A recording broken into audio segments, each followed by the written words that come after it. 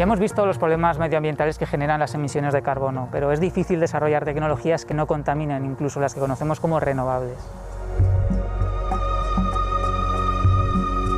Hemos visto ya en algún otro programa los avances que se están produciendo en el desarrollo del coche eléctrico y las esperanzas que hay puestas en este tipo de tecnologías para reducir las emisiones de CO2, pero no hay soluciones milagrosas. Cada avance lleva asociados también algunos problemas que es importante conocer y tener en cuenta. Alicia, ¿qué ventajas tiene el coche eléctrico y qué potenciales problemas puede tener? Pues obviamente el coche eléctrico es un gran avance y todos lo celebramos, puesto que no tiene emisiones de CO2 o emisiones de NOx, y desde luego en las ciudades pues va a ser un avance importante. Ahora bien, hay que tener en cuenta otra clase de externalidades, que es primero cómo producimos esa electricidad y segundo, pues que los coches eléctricos y en general los coches cada vez más avanzados van a requerir de una gran cantidad de materiales que de algún sitio se tienen que extraer. Estos materiales son materiales críticos, ¿por qué y en qué sentido son críticos? Bueno, se llaman materiales críticos a una lista que cada gobierno, en concreto por ejemplo en la Unión Europea, pues va creando listas de materiales cuya procedencia puede ser potencialmente peligrosa en cuanto a que el suministro puede verse afectado pues, por aspectos socioeconómicos, sociopolíticos.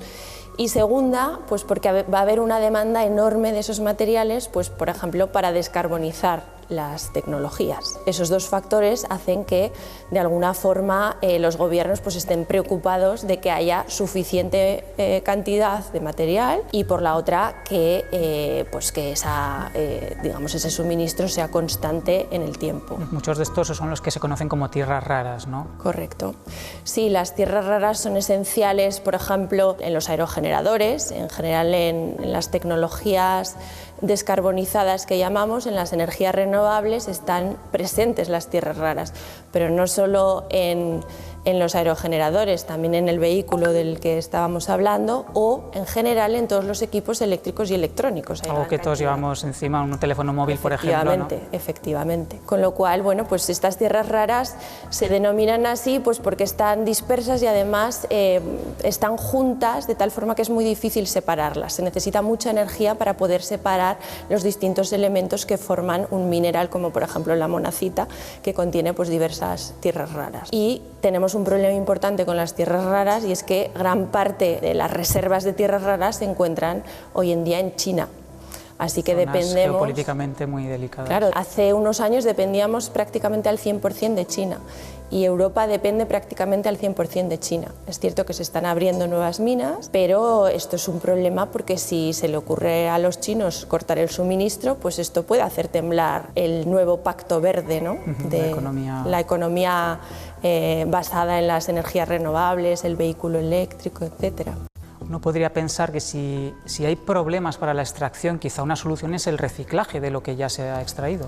Correcto, y de hecho hay que pensar en energías renovables, pero también en lo que ahora se denomina la economía circular.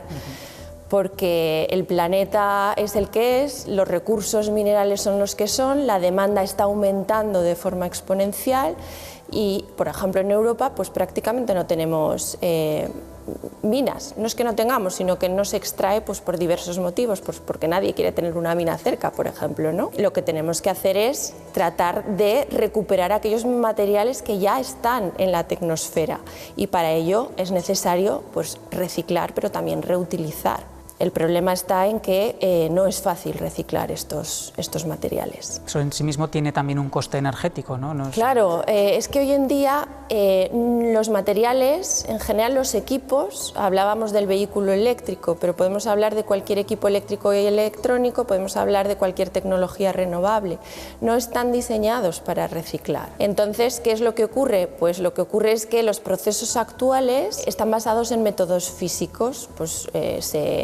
se tritura el material, a través de imanes pues se extrae el acero y otros medios sencillos, económicos y con los cuales podemos extraer pues, los elementos básicos, el hierro, el aluminio, también el cobre, pero ¿qué hay de esas tierras raras? ¿Qué hay de todos esos elementos que son críticos? ¿Qué hay del indio, del galio, del germanio, del neodimio? Todos esos elementos que están, incluso del oro, tienen una concentración de gramos, miligramos, nanogramos. ¿Cómo recuperar esos nanogramos?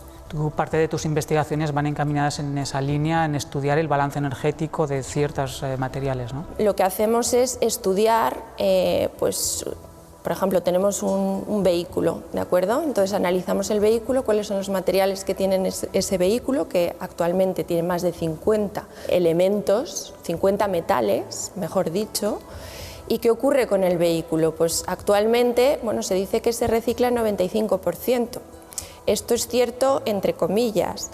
En peso puede que se recupere una gran cantidad, pero lo que ocurre es que se extraen los principales, se extraen las ruedas, se extraen los fluidos, la batería por supuesto, pero luego lo que hacemos es machacarlo, lo trituramos y luego por diversas tecnologías obtenemos un acero de baja calidad, porque lo que se hace es mezclar todos los aceros posibles y luego fundirlos, un aluminio de baja calidad y un poco de cobre. Y luego tendría la misma funcionalidad, ¿no? Claro, entonces, digamos, con ese 95% no podemos construir un 95% de coche, porque ¿qué hay del cobalto, que es absolutamente crítico? ¿Qué hay del litio?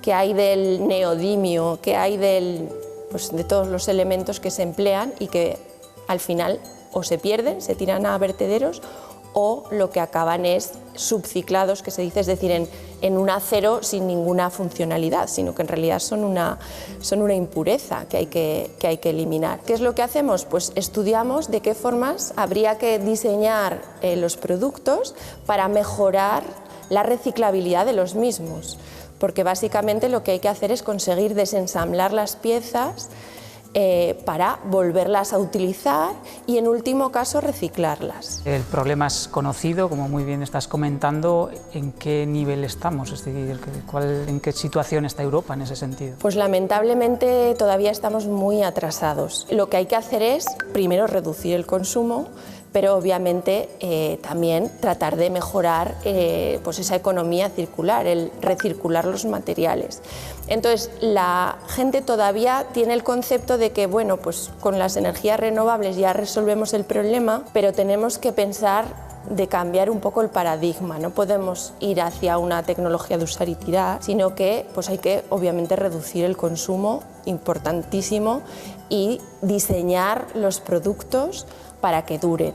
Tenemos que cambiar un poco el chip y tratar de que aquello que fue evidente, que es evidente ahora y que no lo fue hace 15 años, pues esto que hablamos de la economía circular, pues espero que no tardemos 15 años, porque el planeta no se puede permitir otros 15 años de inacción. Entonces, que esto lo interioricemos igual que hemos interiorizado el tema del cambio climático.